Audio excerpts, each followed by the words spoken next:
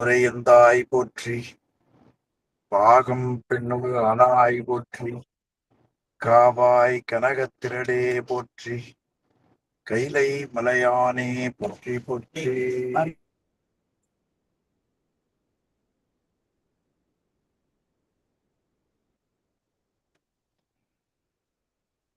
சிற்றம்பலம்.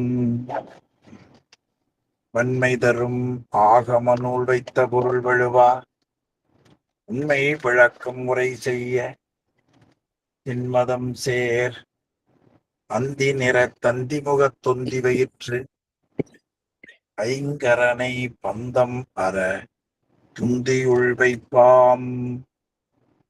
திருச்சிற்றம்பலம். அடியார் பெருமக்களுக்கு வணக்கம். எல்லாம் வல்ல சிவகாமி அம்மை உடனாகிய அம்பலமான பெருமானது திருவருட்பெருங்கருணையினாலும் அருபான்மை நாயன்மார்களது குருவரடினாலும்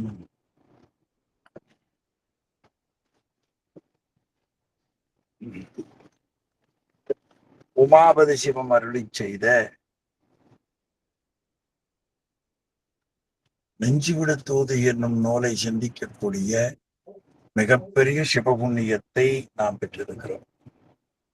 அந்த புண்ணியத்தை கருணையோடு வழங்கியருடைய திருவருளையும் குருவருளையும் போற்றி கேட்டு சிவபுண்ணியம் பெறுகிற தொண்டர்களின் திருவடிகளையும் சிறமேல் கொண்டு மனம் மொழி மெய்களாலே வணங்கி வருகிறேன். நண்பர்களே,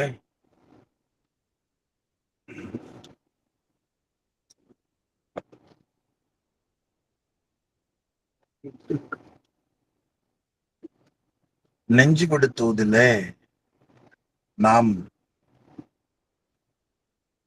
தசாங்கம் என்கிற பகுதியில 6 பற்றி சிந்தித்துக் கொண்டிருக்கிறோம். அந்த 6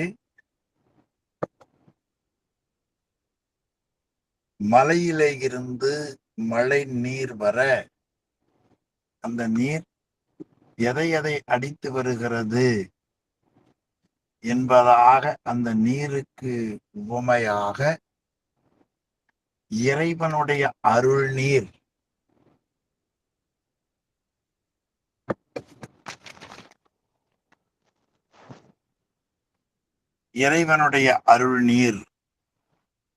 எதை எதை அடித்து வருகிறது என்பதை ரொம்ப அழகாக ஆசிரியர் காட்டி வருகிறார். அப்படி வருகிற பகுதியில நாம் கடைசியாக பார்த்த பகுதி 6 எதை எதை அடித்து வந்தது என்று ஒரு நல்ல பட்டியல் கொடுத்தார் சுவாமி. இலகவே செய்ய தரும செழுங்கிரியின் மீதிழிந்து வையம் பரவ மகிழ்ந்து எழுந்து அங்கு ஐயம் களவு பயம் காமம் கொலை கோபம் காதி அளவில் வினையெல்லாம் அழித்து இங்கு குளம் மகிழ தொம்மெனவே எங்கும் முழங்கி சுருதி வயல் செம்மை தரும் ஆகமங்கள் சேர்ந்தோடி மும்மலத்தின் காடடங்க வேர் பறித்து கல்வி கரை கடந்து அங்கு ஓடுபல் பூதத்து உணர்வழித்து நீடு புகழ் மெய் வாய் கண் மூக்கு செவி என்ன பேர் பெற்ற ஐவாய வேட்கை அவா அகற்றி நையும் இயல் வாக்கு பாதம் பாணி பாயிரு உபத்தம் பலவும் நீக்கிச் செறிந்து நிறைந்து ஓடி போக்கரிய பந்தமெனும் சோலை பறித்து பறந்து அலைக்கும் அந்தர் மனம் புத்தியுடன் ஆங்காரம் சிந்தி விழ மோதி அருள் நீர்மை ஓங்கி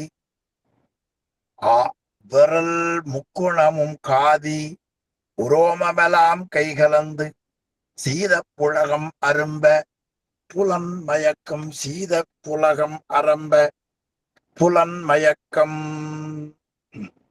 போக்கி விளைவில் புலன் முட்ட மேவி.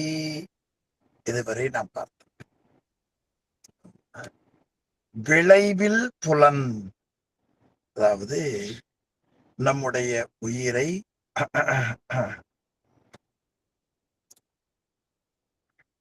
மயக்க நிலையிலே அழைத்து செல்லக்கூடிய பற்றின்மையாகிய வயல். விளைவில், அதாவது நம் வினை செய்கிற பொழுது அந்த வினையின் காரணமா மீண்டும் வருவினை வாராமல் இருப்பது விளைவில் புலன் என்று காட்டுகிறார். விளைவில் புலன் முட்ட வேதி. வினைக்கு ஏற்ப செயல்படும் ஆன்மாக்களுக்கு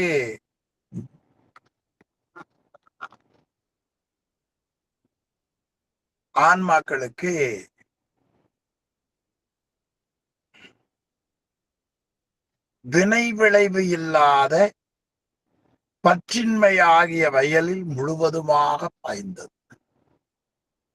ஒரு உயிர் உலக இன்பங்கள்ல அழிந்து போகக்கூடிய பொருள்கள்ல பற்று வைக்க வைக்க வைக்கத்தான் அந்த உயிருக்கு இது போல இடையூறுகள் வரும். அப்படி அந்த விளைவில்லாத பற்றின்மையில்லாத ஒரு உள்ளம் வேண்டும். அந்த பற்றின்மையில்லாத நிலைதான் விளைவில் புலன் என்று காட்டினார். அப்ப வினை விளைவு இல்லாத பற்றின்மையாகிய வயலில் முழுவதும் பாய்ந்து அத விளைவில் புலன் முட்ட மேவி களபதன மாதர் மயக்கம் அறுத்து. களபம் என்பது நல்ல சந்தனக்கலவை. சந்தனக்கலவை பூசப்பட்ட கொங்கைகளையுடைய மகளிரின் காம மயக்கத்தை போக்கியது.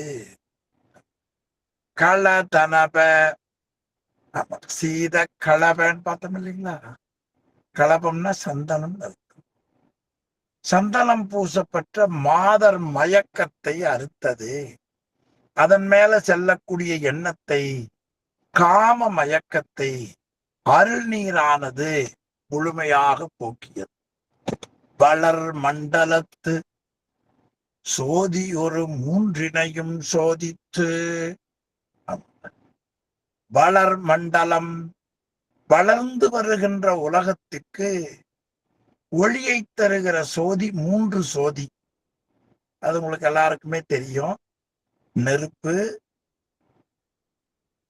சூரியன், சந்திரன் ஆகிய மூன்றையும் ஒழுங்கு செய்தது அருள் நீர். அதாவது சரியான வெப்பம், சரியான குளிர்ச்சி, நல்ல முறையிலே மக்களுக்கு பயன்படுகிற வகையில நெருப்பு ஆகியவைகளை எல்லாம் இந்த அருள்தான்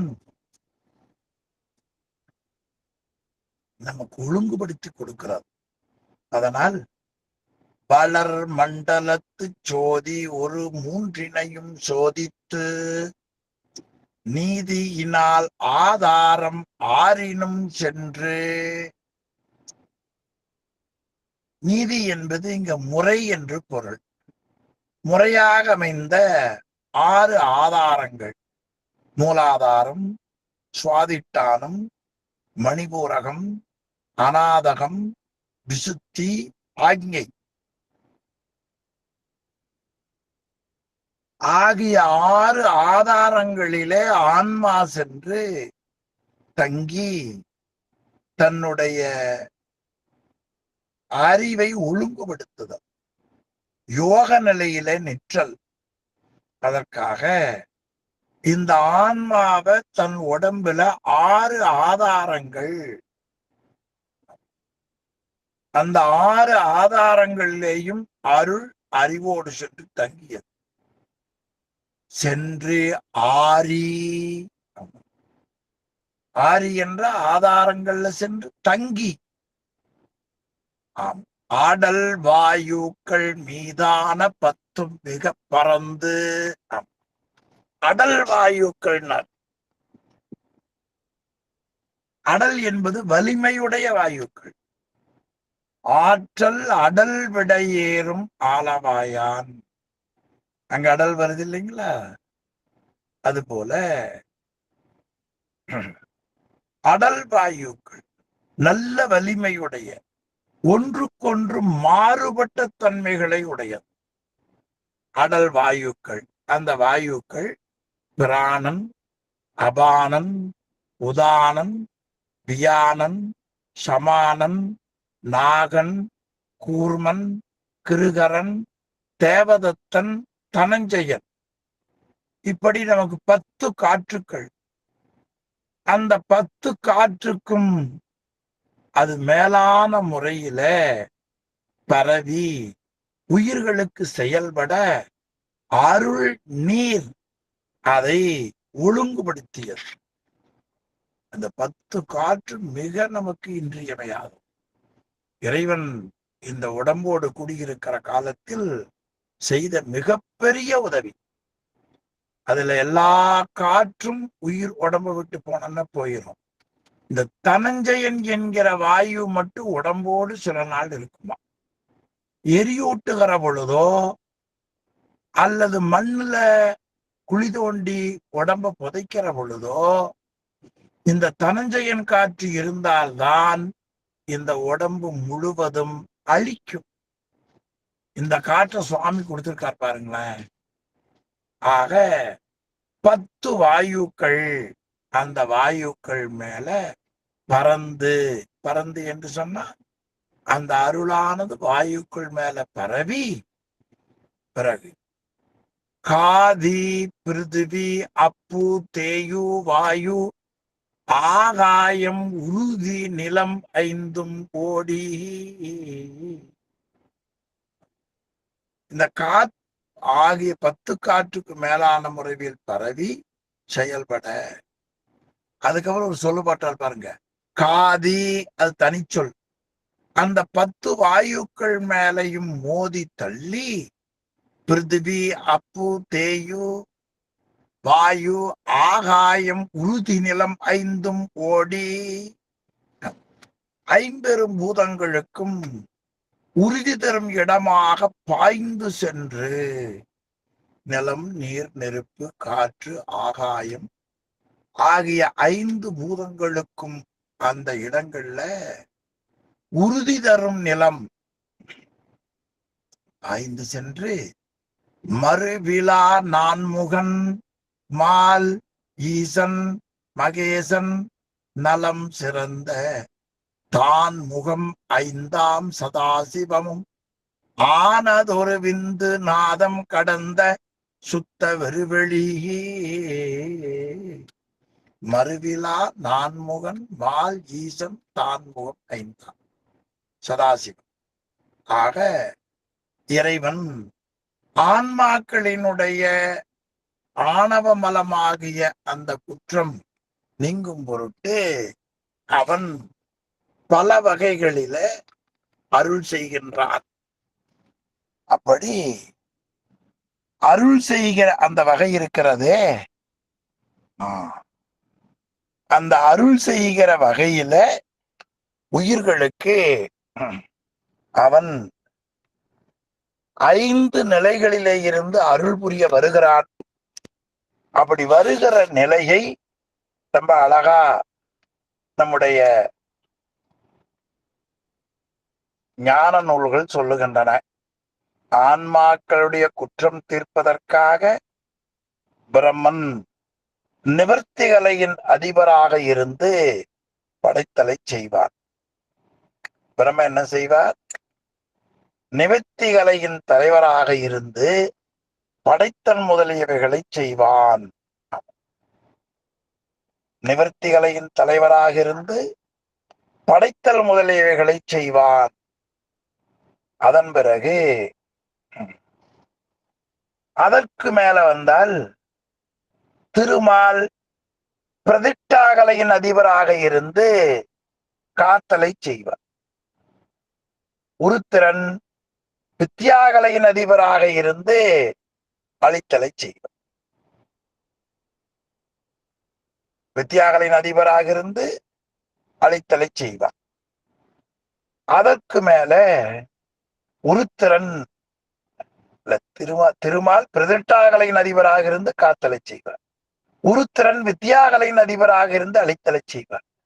மகேசன் சாந்திகலையின் அதிபராக இருந்து மறைத்தலையும், 5 மகங்களை உடைய சதாசிவன் சாந்தி அதீத கலைக்கு அதிபராக இருந்து அருளலை செய்து வருவான்.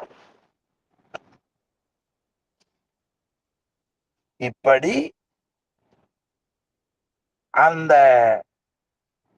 5 கலைகளுக்கு, அது சாந்தி அதீத கலை, சாந்திகலை, பிரதிஷ்டாகலை,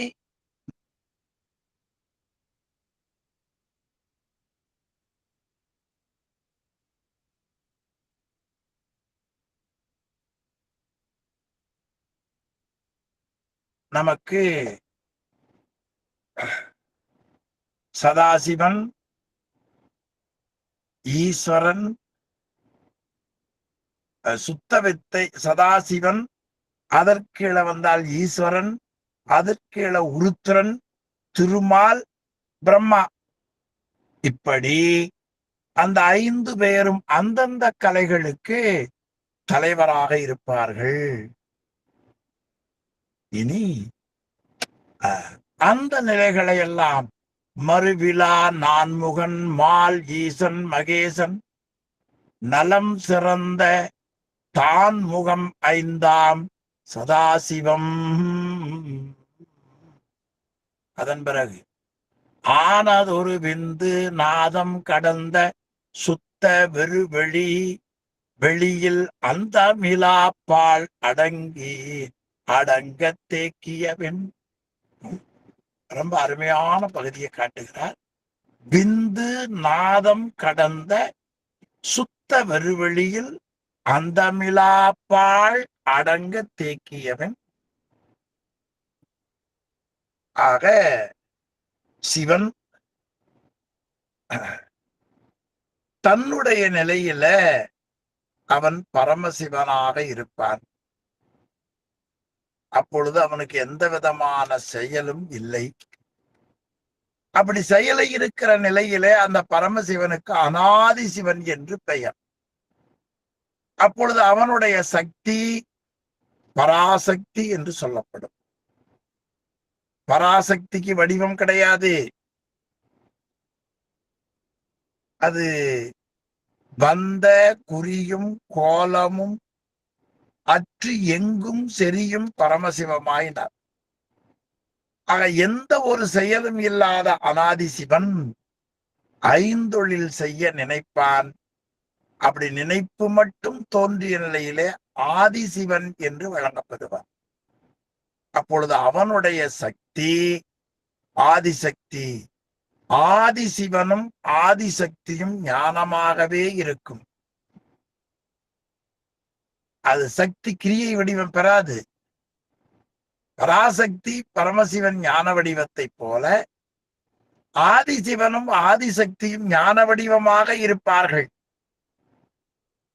இந்த ஆதிசக்தியின் உருவம் ஞானமே ஆனாலும் கூட அந்த ஞானமே இச்சை கிரியாக மாறும்.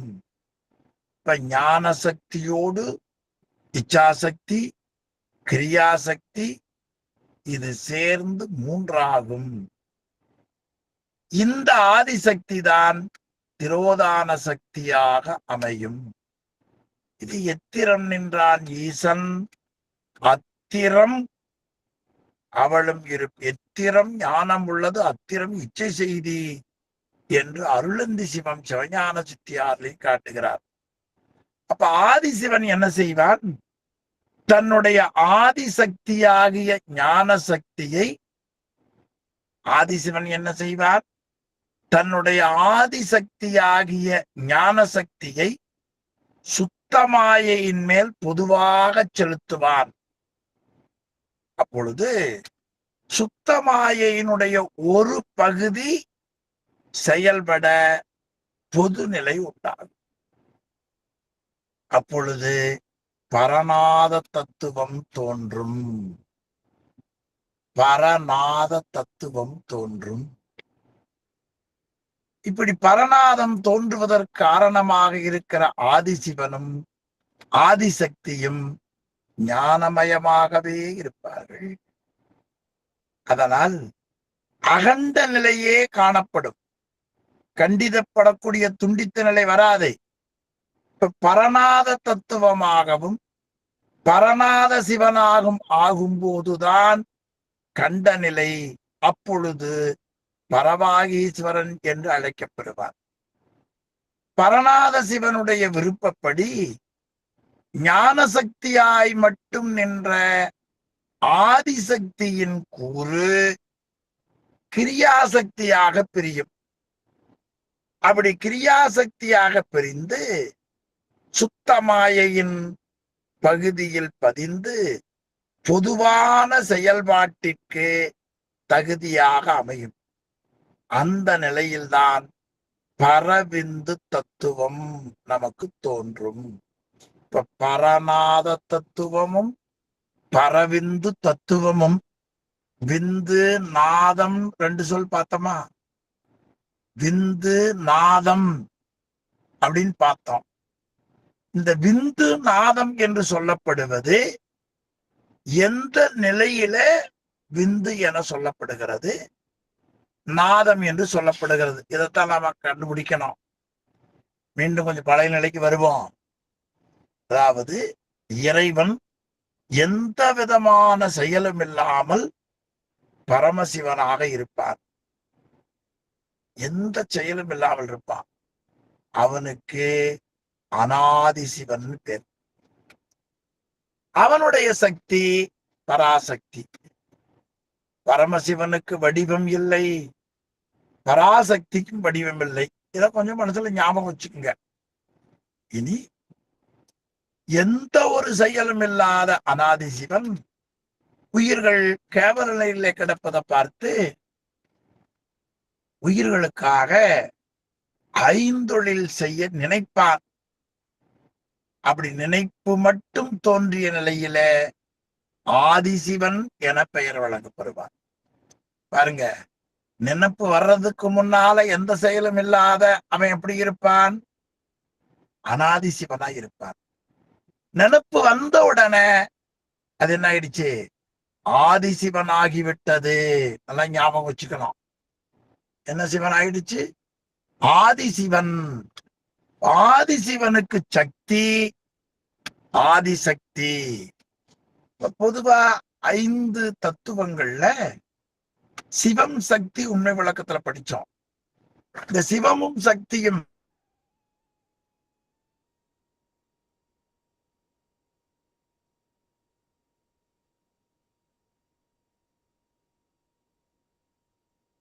சிவமும் சக்தியும், சிவம் ஞான வடிவமாக இருக்கும், சக்தி கிரிய வடிவமாக இருக்கும். படிச்சோமா இல்லையா?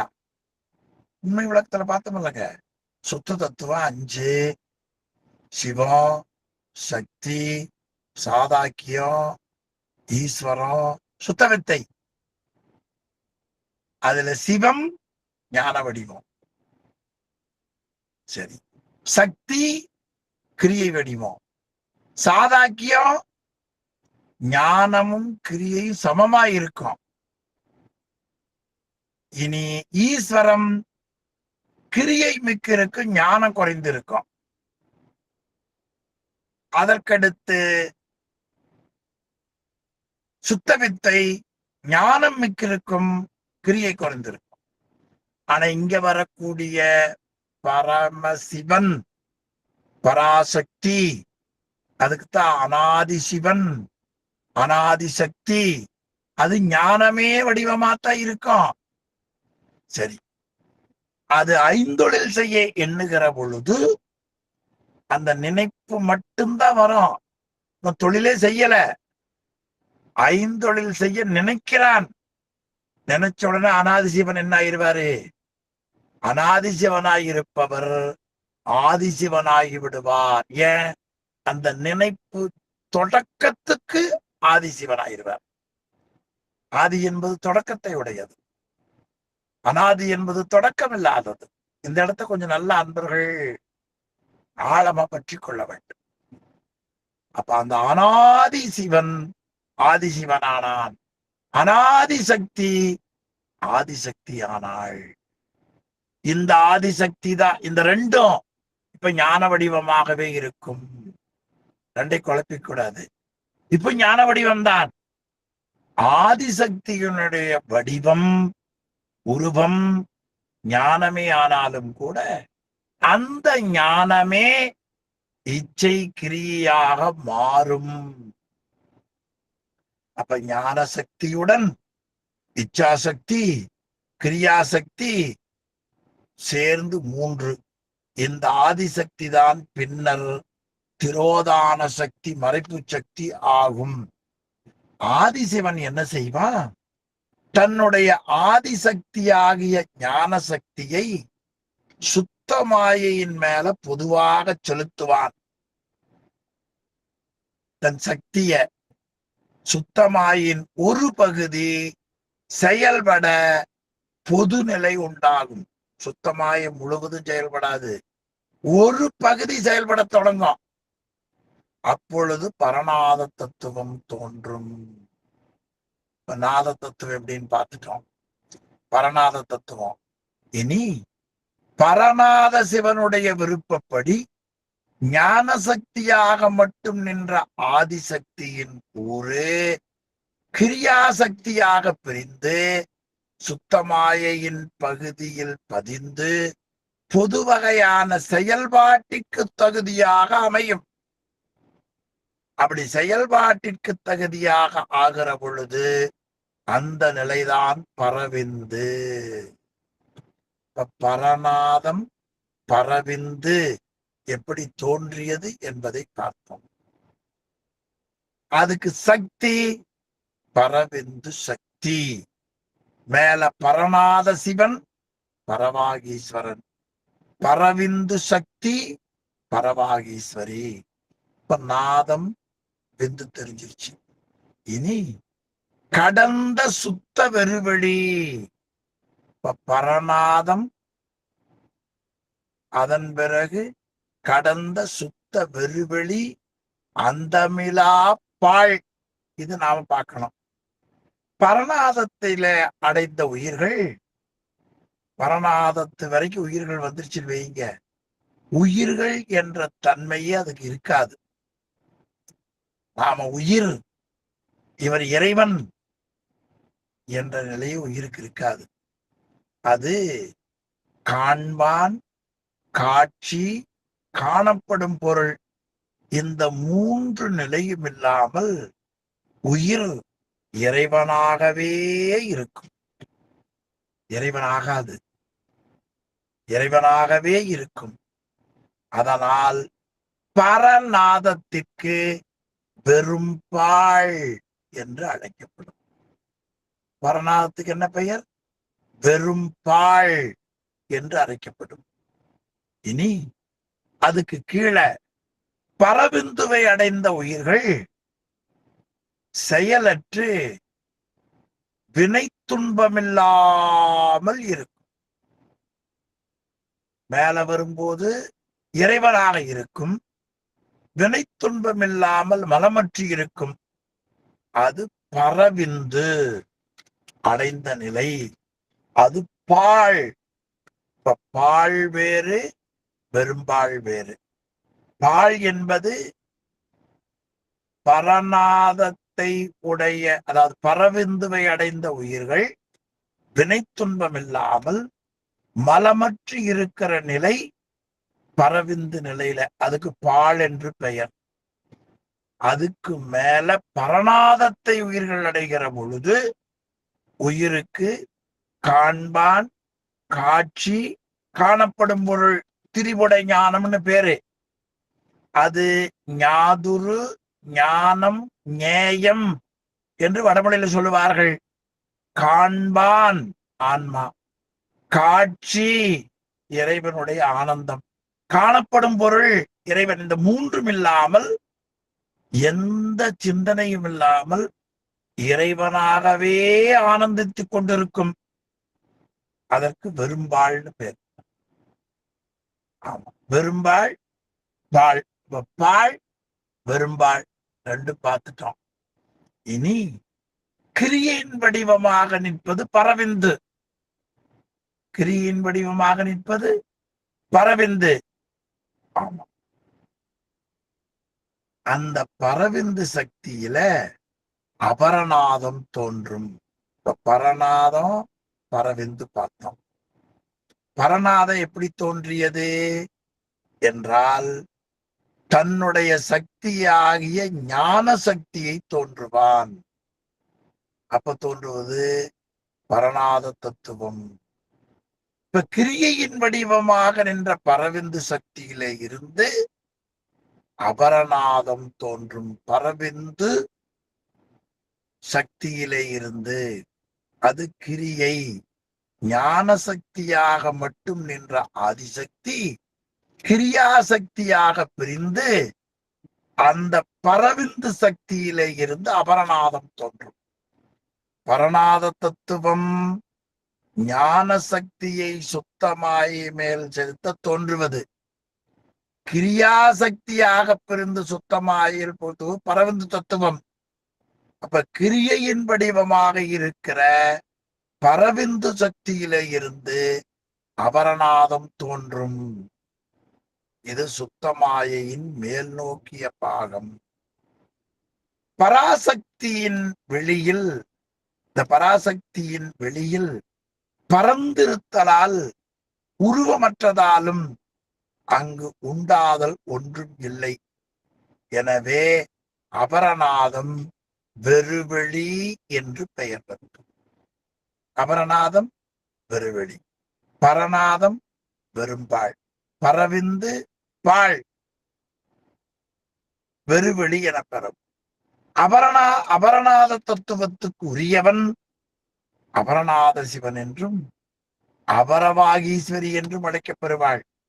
அபரநாதன் கிரியாசக்தியுடன் சேர்ந்து செயல்பாட்டிற்குரியதாகும் பொழுது அபரவிந்து தத்துவம் தோன்றும். இது சுத்தமாயின் கீழ் நோக்கிய பாகம். சுத்தமாயிருத்தலால் சுத்தமாயில் தோன்றியதாலும் அபரவிந்து என்று வழங்கப்பெறும். இது பரமசிவன், அநாதிசிவன், பராசக்தி என்றும், அதற்கடுத்து ஆதிசிவன், ஆதிசக்தி என்றும் அமைந்திருக்கும். இந்த நாலு உங்களுக்கு தெரியும். பரமசிவன், பராசக்தி, ஆதிசிவன், ஆதிசக்தி. அது சுத்தமாயை நோக்குகிற பொழுது அந்த மாயையின் ஒரு பகுதி பரநாதம், பரவிந்து, அபரநாதம், அபரவிந்து, இப்படி 4 தத்துவங்களாக செயல்படும். அதை விரிச்சு காட்டுகிறார். பராசக்தி பரமசிவன், ஆதிசக்தி ஆதிசிவன். அது மாயை நோக்குகிற பொழுது பரநாதம், பரவிந்து, அபரநாதம், அபரவிந்து, இந்த 4 தத்துவங்கள் செயல்படும். இந்த 4ம் பரநாதம், பரவிந்து, அபரநாதம், அபரவிந்து லயநிலையாகும். பிறகு சக்தி தனியாக நில்லாமல் சிவனோடு கூடி செயல்படத் தொடங்குவாள். இருவரும் சேர்ந்து ஐந்தொழில் செய்வார்கள். அப்பொழுது சிவன் சதாசிவம் என்றும் சக்தி மனோன்மணி என்றும் வழங்கப்பெறுவாள். அதிலே இருந்து அப்படியே கீழே வந்தீங்கன்னா சதாசிவத்துக்கு சக்தி மனோன்மணி, அநாதி சிவனுக்கு சக்தி அநாதிசக்தி, சிவனுக்கு சக்தி ஆதிசிவன், சதாசிவத்துக்கு சக்தி மனோன்மணி. அப்புறம் நான்முகன், திருமால், ஈசன், மகேசன். இப்ப நான்முகன் பிரம்மனையும், மால் திருமாலையும், ஈசன் உருத்திரனையும், மகேசன் மகேஸ்வரனையும் காட்டும். அதுதான் நமக்கு நான்முகன், மால், ஈசன், மகேசன் என்று நமக்கு சொல்லப்படுவது. இவர்கள் முறையே பிரம்மா நிலத்துக்கு தலைவர், திருமால் நீருக்கு தலைவர், நெருப்புக்கு தலைவர் உருத்திரன் ஈசன், காற்றுக்கு தலைவர் மகேசன், சதாசிவன் ஆகாயத்துக்கு தலைவர். 5 தொழில பார்த்தோம். இப்படி இவர்கள் உருவமுடையவர்கள். அதை நலம் சிறந்த தான் முகம் 5ஆம் சதாசிவம். இந்த சதாசிவத்துல ஈசானம், தத்புருடம், அகோரம், வாமதேவம், சத்யோஜாதம் என்று 5 முகங்கள் அருவுருவமாகும். இனி போகம் என்னும் நிலைக்கு உரியவர்கள். 5வர்களுக்கும் உரிய கலைகள் சதாசிவத்திற்குரிய உடல், கருவி ஆகியவை சுத்தமாயையின் கீழ்ப்பகுதியாகிய அபரவிந்து என்னும் சுத்த நிலையில் உண்டானவை. அதனைத்தான் ஆனதொரு விந்து என்று காட்டினார். இப்ப சதாசிவத்திற்குரிய உடல் கருவி எங்க வருகிறது? அபரவிந்து என்னும் சுத்த நிலையில் உண்டாகின்றன. இனி விந்து நாதம் கடந்த சுத்த வெறுவெளி என்பதில விந்துவாகிய சுத்தம் என்றும் நாதமாகிய வெறுவெளி என்றும் கொள்ள வேண்டும். விந்துவாகிய சுத்தம், நாதமாகிய வெறுவெளி. அப்ப அபரவிந்துவையும் அபரநாதத்தையும் கடந்து அபரவிந்துவாகிய சுத்தத்தையும் அபரநாதமாகிய வெறுவெளியையும் கடந்து அபரவிந்து அபரநாதத்தை அபரவிந்தாகிய சுத்தத்தையும் அபரநாதமாகிய சுத்தத்தையும் கடந்து அபரநாதமாகிய வெறுவெளியும் கடந்து என்று நாம் கொண்டு அந்தமிலா பாழ் அடங்க தேப்பியது. அப்பாழ் என்பது பரவிந்து, பெருவெளி என்பது அபரவிந்து. அப்ப அழிவில்லாத பாழ் அந்த இடத்துக்கு கொண்டு போய் ஆன்மாவை இந்த அருளாகிய நீர் தேக்கி, அப்ப அந்த நிலைக்கு போறதுக்கு எவ்வளவு பொருள்களை விட வேண்டும், என்னென்ன படிநிலைகள், இதை புரிந்து கொள்வதற்கு கொஞ்சம் சிரமமா இருக்கும். ஆனால் ஒரு முறைக்கு பல முறை படித்தால்தான் இந்த பொருள் நமக்கு விளங்கும். நம்ம பகுதியில நலம் சிறந்த தான்முகத்துக்கு மேல நான்முகன், மால், ஈசன், மகேசன், நலம் சிறந்த தான்முகம் 5ஆம் நாள். இந்த 5 பேரும் 5 நிலங்களுக்கு தெய்வம். சரி, இப்ப 5ஆம் சதாசிவம் மனோன்மடியுடன் கூடியிருப்பதே. அது ஆன்மாக்கள் நலம் பெற வேண்டி 5 தொழிலை செய்கின்ற 5 முகங்களை உடைய சதாசிவம். அது ஈசானம் மேல் நோக்கிய முகம், தத்புருடம் கிழக்கு, அகோரம் தெற்கு, அடுத்து வாமம் வடக்கு, சத்யோஜாதம் மேற்கு. இந்த 6ம் 5ம் அருவுருவம். இது போகம் என்னும் நிலைக்குரியவர்கள். 5வர்களுக்குரிய கலைகள் சதாசிவத்திற்குரிய உடல், கருவி ஆகியவை சுத்தமாயையின் கீழ்ப்பகுதியாகிய அபரவிந்து என்னும் சுத்த நிலையில் உண்டானவை. அதைத்தான் ஆனதொரு விந்து. இனி விந்து நாதம் கடந்த சுத்த வெறுவெளி என்பதுல விந்துவாகிய சுத்தம் என்றும் நாதமாகிய வெறுவெளின்னு உரை பண்ணணும். விந்துவாகிய சுத்தம், நாதமாகிய வெறுவெளி. அப்ப அபரவிந்துவையும் அபரநாதத்தையும் கடந்து அபரவிந்துவாகிய சுத்தத்தையும் அபரநாதமாகிய வெறுவெளியையும் கடந்து. அப்ப அபரநாதம் அபரவிந்தாகிய வெறுவெளி, அபரவிந்தாகிய சுத்தம், அபரநாதமாகிய வெறுவெளியும் கடந்து அந்தமிலா பால். அப்ப பரவிந்துவாகிய அழிவில்லாத பால் அங்க கொண்டு போய் ஆன்மாவை அடங்க தேக்கிய பின், அங்க கொண்டு போய் ஆன்மாவை ஆனந்த வெள்ளப்பெருக்கு அடங்குமாறு தேக்கியதால், அதனால் தேக்கிய பின், தேக்கிய பின் என்பது தேக்கியதால் என்று உரை செய்ய வேண்டும். தேக்கிய பின் என்பது என்ன சொல்லணும்? தேக்கியதால். ஆமா, அதாவது கற்க கசடர கற்றபின் என்றால் கற்றால் என்பதை போல தேக்கிய பின் என்று நாம் அங்க செய்து முந்தி வரும் அவ்வறிவுக்கு அப்பாலும் சென்று, இப்படியாக இந்த உயிர்களுக்கு இந்த அருளாகிய ஞான நீர் அப்படி கொண்டு போய் மேல சேர்க்கியது.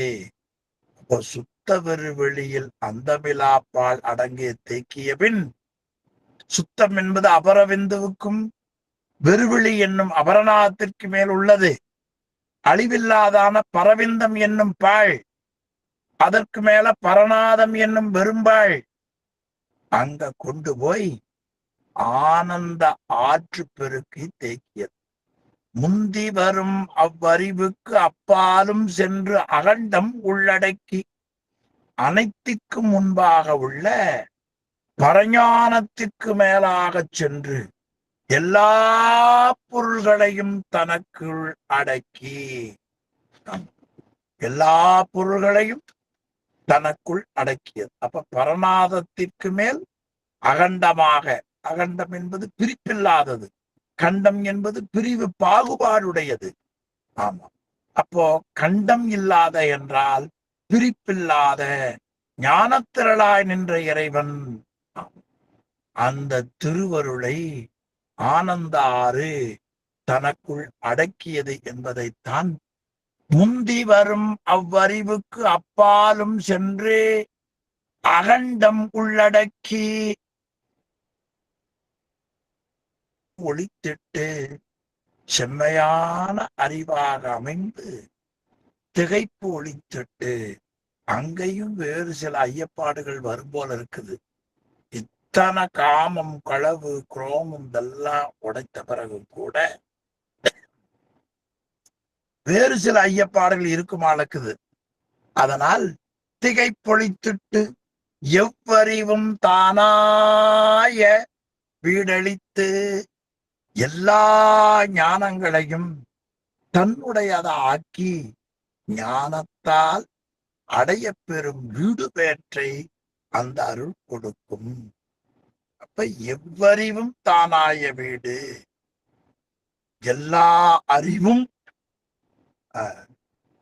எல்லா ஞானங்களையும் தன்னுடையதாக ஆக்கி ஞானத்தால் அடையக்கூடிய வீடு பேற்றையும் நமக்கு கொடுப்பான்.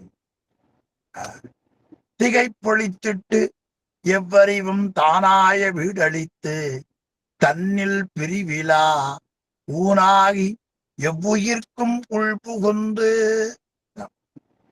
தன்னில் பிரிவிலா ஊனாகி உடலில் பிரியாத உயிரை போல, உடலும் உயிரும் வேறுபாடு இல்லாம இருப்பது, எல்லா உயிர்களையும் உடம்பாக கொண்டு, உடம்பு உயிரும் பிரிக்க முடியாம இருக்கிறது.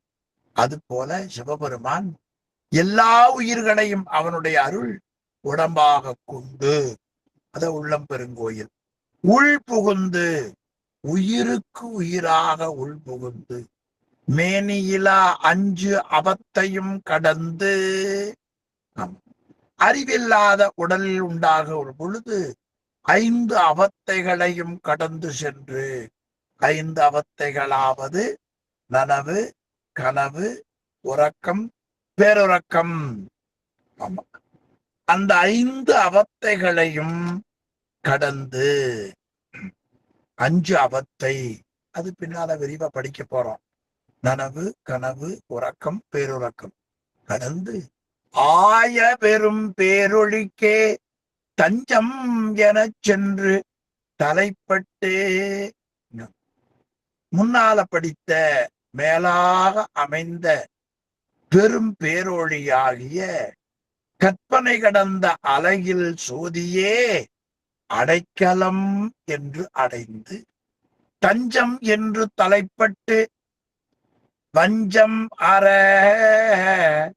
தான் அந்தம் இல்லாத தன்னடியார் வஞ்சனை முழுவதும் நீங்கிய முடிவு அந்தமில்லாத தன்னடியார் ஓங்கி வரும் ஆனந்தம் என்பதோர் ஆருடையார் மேலும் மேலும் உயிருக்கு வளர்கின்ற ஆனந்தம் என்பதை உயிருக்கு கொடுக்கக்கூடிய ஆனந்தம் என்னும் ஒப்பற்ற ஆரை உடையவன். என்ன அழகான பகுதி பார்த்தீங்களா? ரொம்ப கடைசி பகுதியில மட்டும்தான் கொஞ்சம் விந்து, நாதம், பெருவெளி, பாழ் இந்த பகுதியில மட்டும்தான் ஒரு கொஞ்சம் உங்களுக்கு பொருள் விளங்க சிரமப்பட்டிருப்பீங்க. அதுவும் சிறந்த பகுதி இல்ல. நீங்க எப்பொழுதும் பரமசிவன் உங்களுக்கு தெரியும், பராசக்தி தெரியும், கேள்விப்பட்டிருப்பீங்க. பரமசிவன் அனாதிசிவன், பராசக்தி அனாதிசக்தி. ஆதிசிவன் எப்ப ஐந்தொழில் பண்ணணும் நினைச்ச பொழுது அனாதிசிவன் ஆதிசிவன் ஆனார். அனாதிசக்தி ஆதிசக்தியாச்சு. அப்ப ஞானமே வடிவமா இருக்கும். அப்ப ஞானமா இருக்கிற ஆதிசக்தியில தான் கிரியை, அதன் பிறகு செயல் தோன்றும். அதான் திரோதான சக்தி. அந்த சக்தி மாயையை நோக்குகிற பொழுது பரநாதம் பரவிந்து தோன்றும். பரநாதம் பரவிந்து, அபரநாதம் அபரவிந்து, இப்படி 4 தத்துவங்களா கொஞ்சம் பிரித்து காட்டுகிறார். இது ரொம்ப ஆராய்ச்சி உடையவர்களுக்கு இன்னும் கொஞ்சம் அந்த பகுதி எப்படி என்பதை காட்டுவதற்காக அப்படி பிரிக்கிறார். அந்த பிரிச்சு அது விந்து கடந்த சுத்தம், நாதம் கடந்த வெறுவெளி என்று நாம பிரிக்க வேண்டியது. அது அபரநாதம் அபரவிந்து. அங்க பிரிக்கிற பொழுது மட்டும் நாம் நாதமாகிய வெறுவெளி, விந்துவாகிய சுத்தம் என்று பிரித்தால் போதும். அதற்கப்புறமா இந்த 6 கொண்டு போய் அந்த பரநாதத்துக்கு மேல கொண்டு போய் உயிர மேனியிலா அஞ்சவத்தையும் கடந்து பெரும் பேரொளி, பெரும் பேரொளிதான் சேம ஒளின்னு பேர், தஞ்சமென சென்று தலைப்பட்டு. நல்லா தொடருங்க. அந்த இறைவனுக்கே நாம் அடிமை என்று கூறுகிற வகையில தஞ்சம் என தலைப்பட்டு. அப்ப ஆய பெரும்பொழிக்கே பெரும் பேரொழிக்கே தஞ்சம் என தலைப்படுதல். ஆக அந்த பேரொழி ஆகிய கற்பனை கடந்த அழகில் சோதிய அடைக்கலம் என்று அடைந்து வஞ்சம் முழுவதும் நீங்கிய முடிவில்லாமல் இறைவனுடைய கருணையாகிய பெருங்கருணையினால் ஓங்கி வரும் ஆனந்தம் என்பது ஒரு ஆருடையார். சுவாமிக்கு எது ஆறு? ஆனந்தம். அவரை அடைந்தால் நமக்கு ஆனந்தம். அவனுக்கு எது ஆறு? ஆனந்தம். இந்த பகுதி படித்தது ஆனந்தம், நாம் இணைந்தது ஆனந்தம் என்று உங்களுக்கு சொல்லி இந்த அருமையான பகுதி 2 வகுப்பு கொஞ்சம் கூடுதலாக எடுத்துக்கொண்டேன். எஞ்சிய பகுதி கொஞ்சம் சிற குறைவுதான். எனவே நல்ல பகுதி. நீங்க ஒரு முறைக்கு 2 முறை இந்த பகுதி படிக்கிற பொழுது உங்களுக்கு தெளிவு கிடைக்கும் என்று சொல்லி, பல கோடி பிறவியில செய்த சிவபுட்டியத்தால் இந்த ஆனந்தத்தை, எப்படி அந்த ஆனந்தம் இறைவனுக்குள்ளது என்பதை சிந்திக்க வைத்த திருவருளையும் குருவருளையும் போற்றி வணங்கி மகிழ்ந்து எல்லோருடைய திருவடிகளையும் அடியேன் வணங்கி மகிழ்ந்த இந்த அளவிலே இன்றைய வகுப்பை நிறைவு செய்வோம். சிவாய நம. சிவாய நம.